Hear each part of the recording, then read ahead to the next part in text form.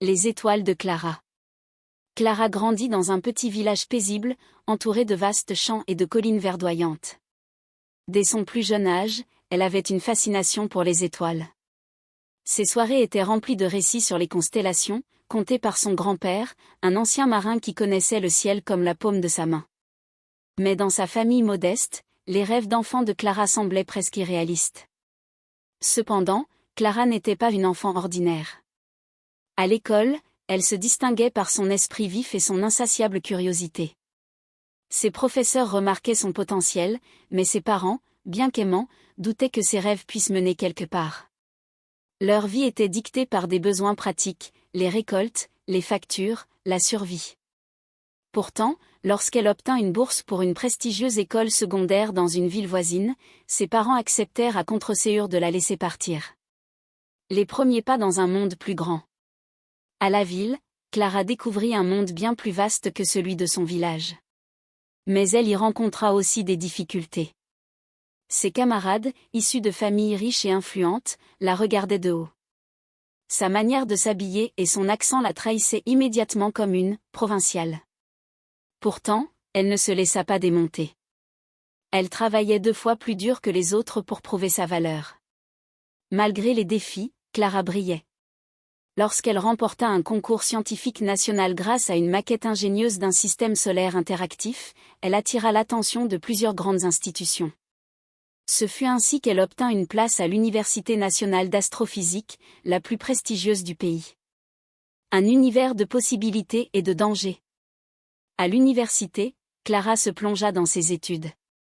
Elle passait ses journées dans des bibliothèques et ses nuits à observer les étoiles depuis les toits des bâtiments du campus.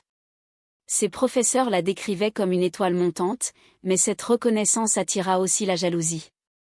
C'est à ce moment qu'elle fit la rencontre du docteur Bernard, un astrophysicien renommé mais controversé pour ses méthodes impitoyables.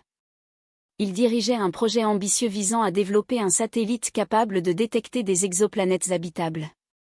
Conscient du potentiel de Clara, il lui proposa de rejoindre son équipe. Clara accepta avec enthousiasme, voyant là une chance unique de concrétiser ses rêves. Mais très vite, elle réalisa que l'environnement de travail était toxique. Le docteur Bernard exigeait des heures interminables et ne tolérait aucune erreur. Clara, déterminée à réussir, sacrifia tout, ses loisirs, sa santé, et même ses amitiés. La trahison. Après 2 années d'un labeur acharné, Clara réussit à résoudre un problème majeur du projet, une avancée qui rendait le satellite opérationnel. Enthousiaste, elle rédigea un rapport détaillé et le transmit à Bernard. Mais ce dernier, au lieu de la féliciter, lui demanda sèchement de rester en retrait lors de la présentation finale. Lors de la conférence internationale, Bernard présenta le projet comme le fruit de son seul génie. Il reçut une ovation, des offres de financement, et même des propositions de collaboration de la part d'agences spatiales. Clara, quant à elle, n'était même pas mentionnée. Lorsque Clara confronta Bernard, il éclata de rire. « Tu es brillante, mais naïve, Clara. Dans ce monde, seuls les puissants survivent. Retourne donc à tes études. » Furieuse, Clara tenta de révéler la vérité à travers des médias universitaires et des réseaux sociaux. Mais sans preuve tangible, Bernard avait falsifié les documents pour s'attribuer son travail, elle fut discréditée. Pire encore, l'université, soucieuse de préserver sa réputation, décida de la suspendre pour comportement diffamatoire.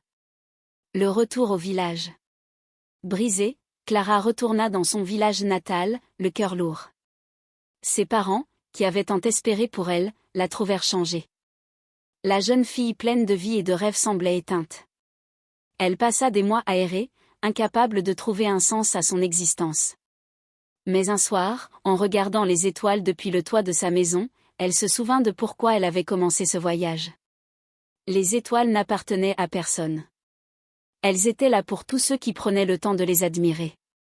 Clara décida d'ouvrir un petit club d'astronomie pour les enfants du village. Elle leur apprenait à construire des télescopes avec des matériaux simples et leur racontait des histoires sur les galaxies lointaines. Les enfants adoraient Clara, et petit à petit, elle retrouva un semblant de paix. Un destin inachevé. Pourtant, les blessures de son passé ne s'effacèrent jamais. Clara continua de suivre, de loin, les avancées du docteur Bernard, qui accumulait les récompenses pour des idées qui étaient autrefois les siennes.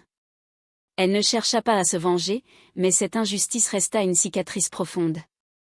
Clara passa le reste de sa vie dans l'anonymat, consacrant son temps à transmettre son amour des étoiles aux autres. Elle mourut jeune, d'un cancer, probablement aggravé par les années de stress et d'épuisement. Sur sa tombe, ses élèves gravèrent une phrase qu'elle répétait souvent. Peu importe où vous êtes, souvenez-vous, les étoiles brillent pour tout le monde.